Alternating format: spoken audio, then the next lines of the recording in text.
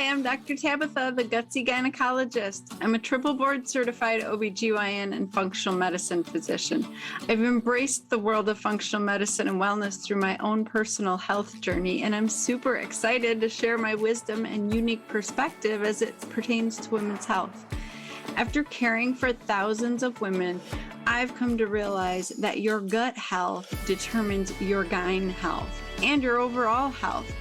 And it's a super gutsy thing for me to go against conventional gynecology practice to bring you the truth.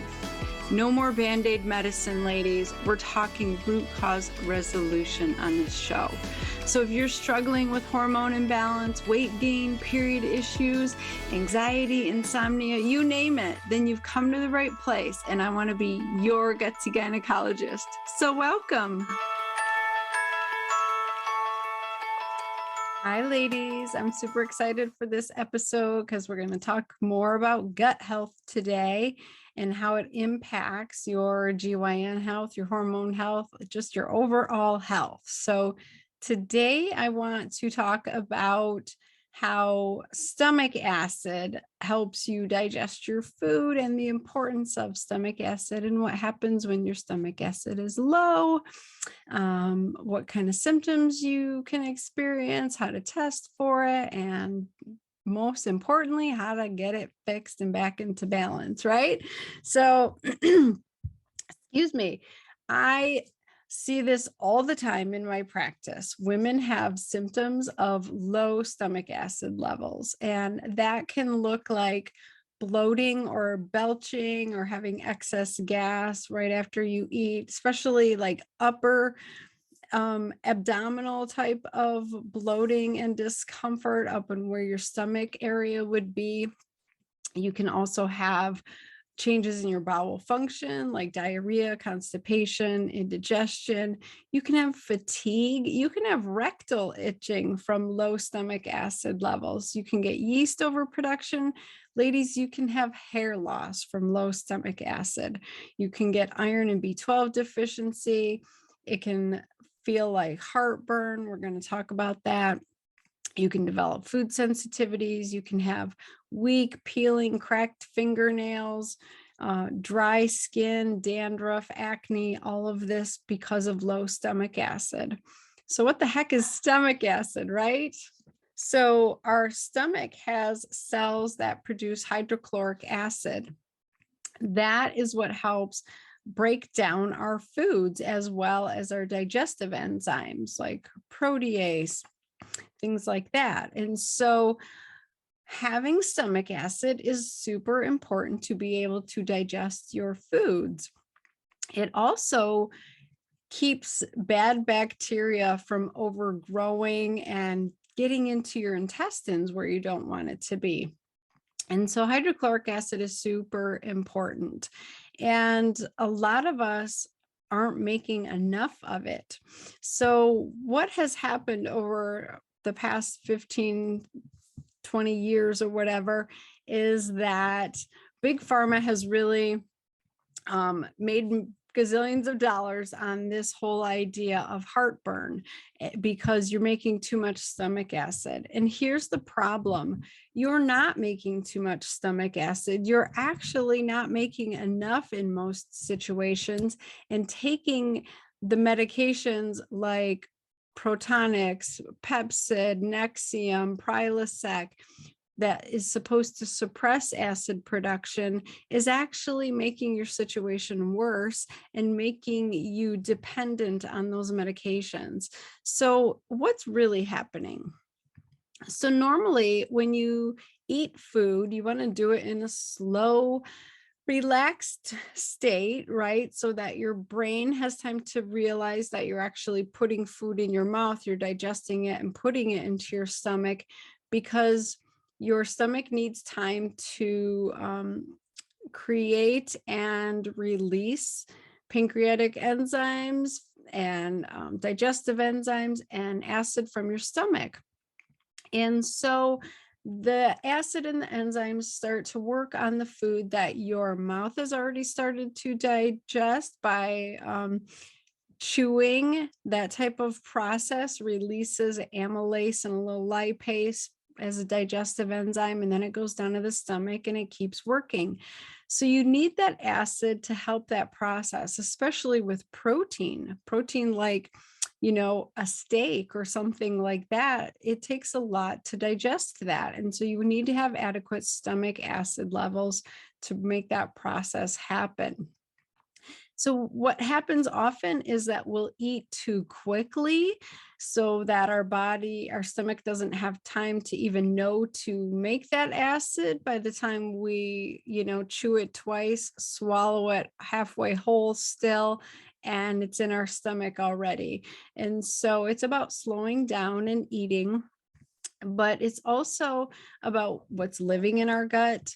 And when we don't have enough acid, the food sits in our stomach longer, right? So I don't know about you, but I hear it from patients all the time.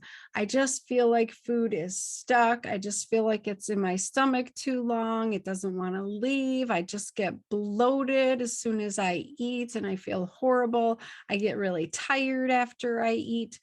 These are all symptoms of low stomach acid. And so that food sits in your stomach a lot longer than it should, because it hasn't been yet digested enough for your intestines to accept it. And so it just sits there. And that causes reflux into your esophagus, the tube from, your mouth to your stomach. And so anything in your esophagus that shouldn't be there, like undigested food or any stomach acid, that feels like heartburn. And so what's really happening is that the food is sitting in your stomach. It's not being digested because of low stomach acid. It's eventually being, swooshed back up into your esophagus, and your esophagus is feeling irritated. And so you have this complaint of heartburn. And so you get on this medication to suppress that symptom instead of addressing, why is that symptom happening? Why am I feeling heartburn? It's because you're not digesting your food in an efficient manner and getting it out of the stomach into the intestines to keep going. And so that's the key. The key is to get you digesting and moving that food along. The other big component of that is that our stomach and intestines have to physically contract and peristalse and move things through. And so many things affect our stomach contraction. We have this entire nervous system in our gut called the enteric nervous system. It's different from our central nervous system.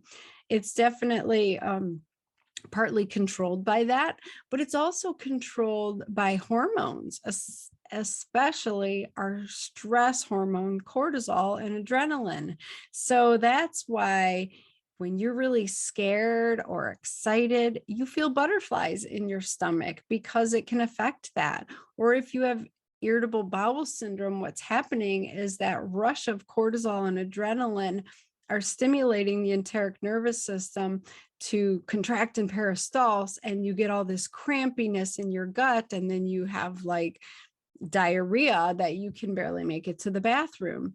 And so this enteric nervous system is really important to nurture and help function in a proper way so that things can move through your gut. I see women with low thyroid issues, hypothyroidism, that affects your enteric nervous system. So a lot of things can affect it. And we really want to stimulate proper movement, proper digestion, so that you stop having these low acid symptoms.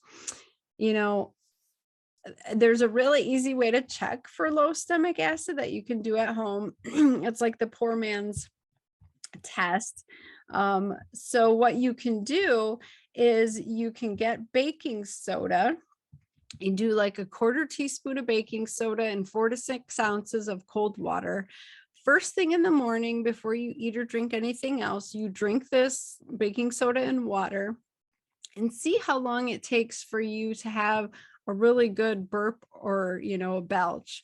And wait up to 5 minutes. So if you haven't burped in 5 minutes, that is a sign of insufficient stomach acid production, because baking soda is bicarbonate, sodium bicarb. It's very basic on the pH scale.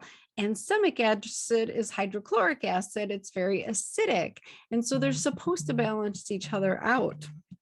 And so if you don't burp or belch, you haven't created that chemical reaction necessary. And so I would say, do this at least 2 or 3 times, 2 or 3 mornings, to see, am I really not burping, within 3 to 5 minutes? And don't confuse that with like the little burps or feelings that you would get just from drinking it, that, once you first drink it, you might feel little burps of swallowed air, that type of thing. You're looking for like a real burp or belch, in 3 to 5 minutes. So that is your poor man's test or woman's test of how you can see if you have sufficient stomach acid. So that's really important to know. With my patients, I often see low stomach acid look like gut dysbiosis on stool tests. So major H. pylori overgrowth, staph, strep, bacillus, all these species that are supposed to be at lower levels, like they get out of control because there's no acid to kill them off. Same with yeast or candida. So that's another thing to look for, is if you're having recurrent yeast infections and that type of thing, then it could very well be low stomach acid. So why does it matter if your stomach acid is low? Well, like I said, you're not going to digest your foods appropriately, and that can lead to food sensitivities. That also leads to major vitamin and mineral deficiencies. So, another thing is, if you're working with a functional practitioner, they'll often look at your blood work, just like a CBC and a CMP. Those are normal blood tests that a lot of doctors will run. But most conventional doctors don't look at the levels thinking, is she making enough stomach acid? They're looking for outright disease. But you can see on your blood work certain things like low chloride levels. Chloride level under 100 is often a sign of low stomach acid, because HCl is hydrochloric acid and it needs chloride to make that. Serum protein and globulin levels. So if your serum protein is low, like less than 6.9 or over 7.4, that could be a sign that you're not digesting and absorbing your proteins properly. Low phosphorus and vitamin D levels can be a sign. High BUN levels. So BUN stands for blood urea nitrogen. Those are waste products that our cells give off that you're trying to get rid of. And so a lack of stomach acid might result in high BUN levels, because you have excess waste from poor protein digestion. So if your BUN is over 20, that could be a sign of it as well. Also, abnormal red blood cell sizes. So methylation with B12 is a critical part of your red blood cells maturing in your bone marrow when they're being made, right? So inadequate B12 levels can result in immature red blood cells that end up being larger than they're supposed to be, because they and that makes them less effective at carrying oxygen. So you don't want really big red blood cells. You don't want this abnormal MCV level. HCl or stomach acid is necessary for iron absorption. So that's also something to look for. And when you're talking about B12 absorption, that stomach acid is critical for your B12 absorption. So B12 is one of the key components of methylation. That's a super important process that your body does, and it keeps your homocysteine levels optimal. You want those to be like 5 to 8.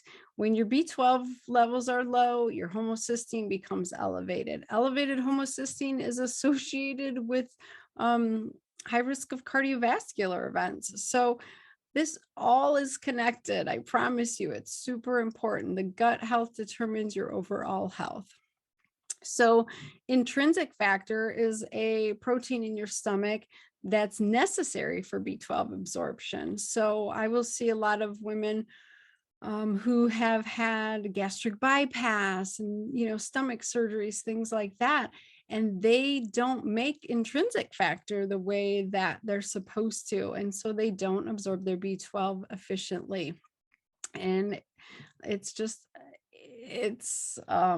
like a cascade, right? Like one thing affects the other. It's a domino effect. So it's really important to know that there's ways to figure out if you have low stomach acid, causing almost always like immediately having bloating, gas production, discomfort, feeling like food sitting in your stomach too long, that type of thing.